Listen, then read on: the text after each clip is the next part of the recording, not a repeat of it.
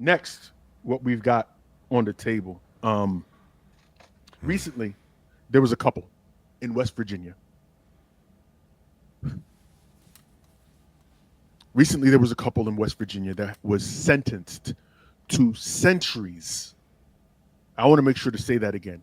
Recently, there was Oh a my couple god. in West Virginia that was Oh sentenced my to god. Oh, centuries this shit. for their abuse Jesus and Christ. treatment of five adopted black children. Stand. Um, Blistering words from Judge Mary Claire Akers as Jeanne Whitefeather and Donald Lance were sentenced to decades in prison today, answering to their historic convictions last month of human trafficking and forced labor. Now, this was a case that stemmed from the October 2023 discovery of two teens locked in a shed in Sissonville and revealed years of abuse and neglect of four of their adopted black children. Whitefeather was sentenced to a maximum of 215 years for human trafficking, forced child labor, civil rights violations, and child abuse and neglect. Her husband, Lance, was sentenced to 160 years max for similar charges. He was found not guilty on the civil rights violations and had fewer child abuse charges than Whitefeather. This was the first time in state history that human trafficking charges were ever brought on the state level. went to Washington State and adopted five black children, brought them to West Virginia, and in essence, kept them as slaves. They had these children working farm labor in the back of their home, and they kept them in a shed. They did not allow them in their home. They kept them in a shed. I want to read to you some of the things that they had them doing. They had them working on a farm, lived in the shed with no heat, no AC, no running water, no mattress, and just a porta potty in the shed. It got to the point that one of the neighbors came outside and saw these kids with sores and smelling, and said even from like 15 yards away, they could smell the kids because of their sores and how dirty they were. And someone called for the police to do a wellness check, which is ultimately why police came and found these children in this shed. When they asked this woman, Jeanne Whitefeather, why she did this, she's like, "Oh, it's just a clubhouse. This is where we wanted just to keep them so that they could have fun." When the police showed up to this property, the supposed clubhouse was locked. If this is a clubhouse for kids to come in and out and have fun, why were you locking these children inside of the shed?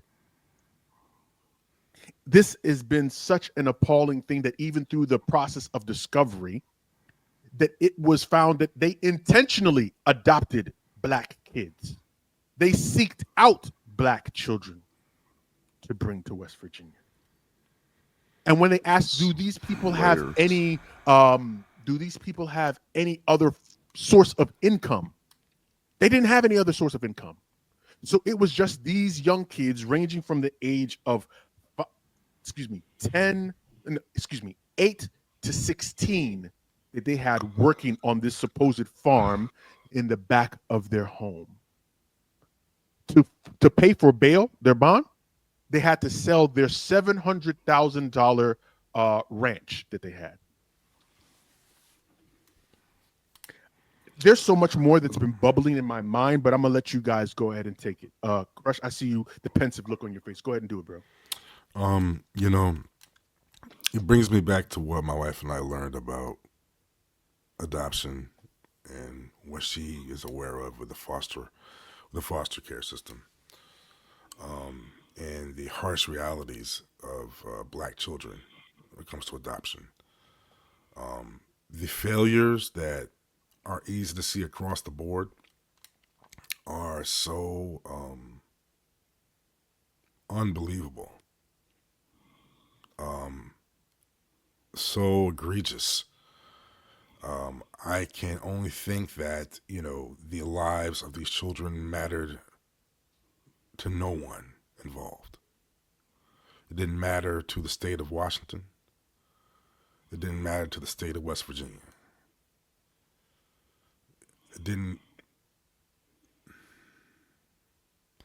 for it to even go on as long as it did, to the point where these children, were, you know, able to be, you could see, they develop sores, and to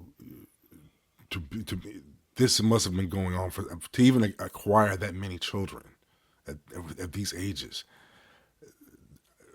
I don't know if they've gotten into what the span of time was for this situation. I don't think they even have alluded to how long this is going on, but you can take a pretty goddamn guess. It's just it's unbelievable that something like this could go on, could even occur. But seeing what we've seen, I mean, granted, the state of Maryland works hard with families when it comes to adoption. I'm not even gonna bullshit you on that. I'm not gonna bullshit. You raise your hand for adoption in the state of Maryland, they will roll out the red, blue, and white carpet for you about that shit. All the tax incentives, everything. They'll let you know all the good shit about it. You know, but still not easy. I really feel for these children. I really hope that that they will get the care they need, and hopefully the families they deserve. They're the only ones I care about in this situation. Yeah. These evil, heinous people.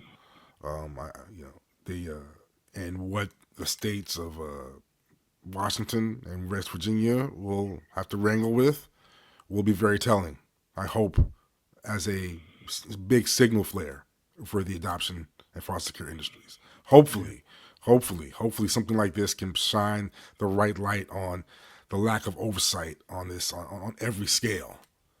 That a neighbor had to call in a wellness check. I mean, for an adoption to take place from Washington State to West Virginia. I mean, And they use the terminology of adoption, but it's I don't not think the that was an same. adoption. I'm not sure No, that was an adoption. okay, so the way they're explaining, Well, it, and I'm gonna let or purchase. well, I'm gonna let L jump in and give us his thoughts. But the way they described it, they're calling it they're calling them adopted children. But the way it seems as though it's been formulated is that they were fostering these children, or at least the state of West Virginia recognizes them as being fostered Foster kids. children. This is the Not reason that- why I say this is the reason why I say that they were getting income from the state of West Virginia for fostering these 5 kids. Now I want to give you some numbers. West Virginia pays anywhere between $790 to $942 per child, dependent on the age, ranging from 5 years old to 16 years of age. That's that range of $790 to $942. And they had 5 children that they were fostering. 5 children that they were fostering. And they're getting paid. But go ahead, L. So a couple of things. The black children in the foster care system is something that is in and of itself a whole separate conversation that more black people need to have, and there needs to be a greater focus on.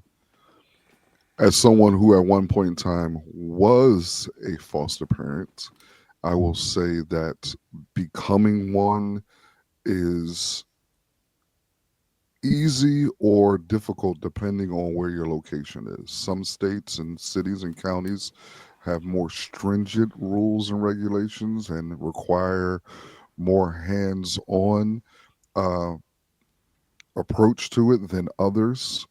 Typically, when you are foster caring, you're not able to foster care from one state to another. It depends on how that state navigates these particular things. Yeah. So it makes Probably sense seems that they strange would to me. foster care. Yeah, it makes sense that they seems very would. strange. And I believe that West Virginia, being the kind of state that it is, their foster care system is probably more lax than some other bigger cities or bigger states. The financial component that we can talk about, typically the amount of stipend, because that's what it's called a stipend, Yep, that you living would stipend. get for a foster caring a child is usually not sufficient. Is usually not enough. But the more you have, as we see in this case, the more that money adds up and the bigger it gets. And some people can make a lifestyle out of fostering children and not actually have to work. This is one of the most evil and heinous and uh, cases that I've ever seen of such child abuse that I've ever witnessed before in my life. There's a larger conversation that we can have regarding white people in general adopting non-white children and fostering non-white children Yeah. that we should have and be willing to have that conversation because there are some deficits there that they possess Mm-hmm. that show up in child rearing, same way it shows up in white teachers in predominantly black classrooms. This is egregious. And I don't think the legal system, in my opinion, has done enough to get justice for these young people. Not only justice as far as holding these two vile animals accountable, quote unquote, but some sort of restitution should be given to these young people. And while they don't bear physical scars, it is exactly right what said and the state said, that they will bear the psychological scars of what was done to them by you, Jeanne Whitefeather, and you, Donald Lance, for the rest of their lives. Both of you refused to accept responsibility throughout the trial and still here today, which makes my job a lot easier. And instead of apologizing today, because you never have said you're sorry, but what you did do was put on one of the most reprehensible, narcissistic defenses that I have ever seen in my years of trial work. And may God have mercy on your souls, because this court will not. Please stand. They're going to attempt to have it be the animals' money that they use as a restitution, meaning they're going to probably sell these people's property, right? And then use that money to give to these young people as part of the restitution. Fair. I right? dig it. Okay. So I'm saying that that's not sufficient. It should be the states who are kicking in to give these young people some sort of restitution, because while the animals are the ones who committed the act, the system in and of itself created this environment for these acts to be able to take place. They the motherfuckers that should be cracking open the vault to be making sure that these young people are taken care of in every. And don't get it twisted. way. These kids are now properties or wards of the state now that they don't have anywhere to be. So the state should be. The state should be taking care of them in full. Yeah. And there should be a blank check for whatever these little Negroes want for the rest of their life. And plus, one of them is 16 years old. Yeah. So switch today and the PS5 tomorrow. It should be yes, sir. I'm sure the oldest is more ready and willing to take the legal measures necessary to take care of them. Right.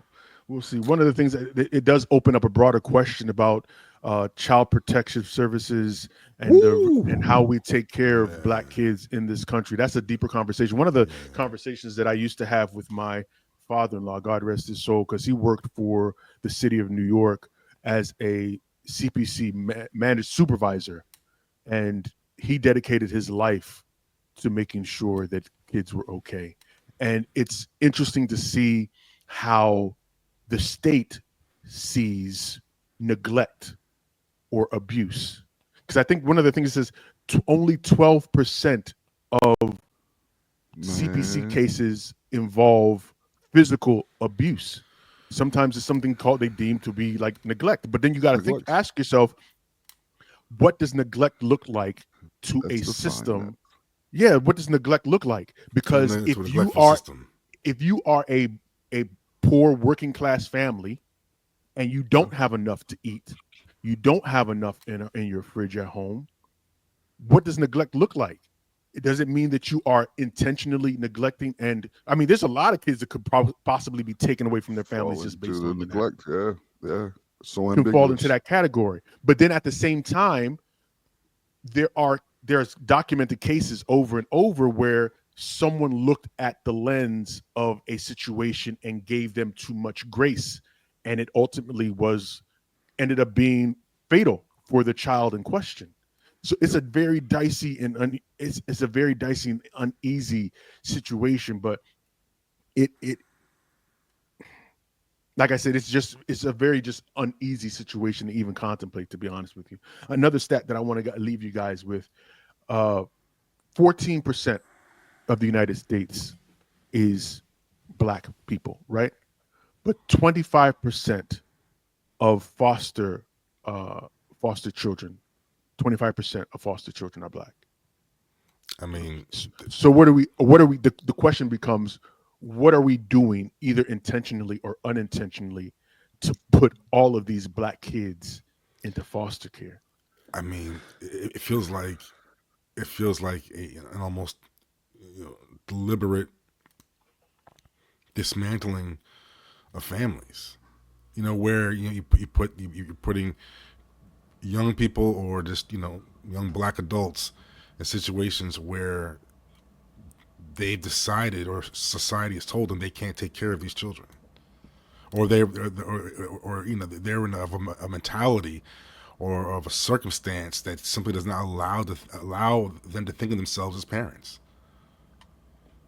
And to be in a society as supposedly as prosperous as this one, no one who produces life should feel they don't have the ability or the opportunity to provide for that. They shouldn't have to feel that way. They shouldn't have to make that choice. They should never have to make that fucking choice. Yeah. They should not be in a society where they have to feel I can't do this for another life. Yeah. Like that's not fair. That's just not fucking fair. They should be able to look at themselves and say, no, I can do this. Not make that choice. And that for that many Black people to be forced to make that choice, it's not just their fault. They don't like. Granted, yeah, there's some people who just don't want to be parents. I'm sure we're aware of that. But I'm sure there are a lot of those kids did not. Those people, I'm sure a lot did not want to give their kids up. Yeah, there's a lot of folks out there busting their ass trying to make good for their kids. Trying to make it, and in some cases, and I think we all know the cases of the people who were trying and they said, son, and then you find out where did they? I'm sorry, we were about to break. I had to send them to their aunt. Then everyone was going broke. We had to do something. I'm like, what do you do? They just could not support the child. No, which is insane. Like it shouldn't be that way.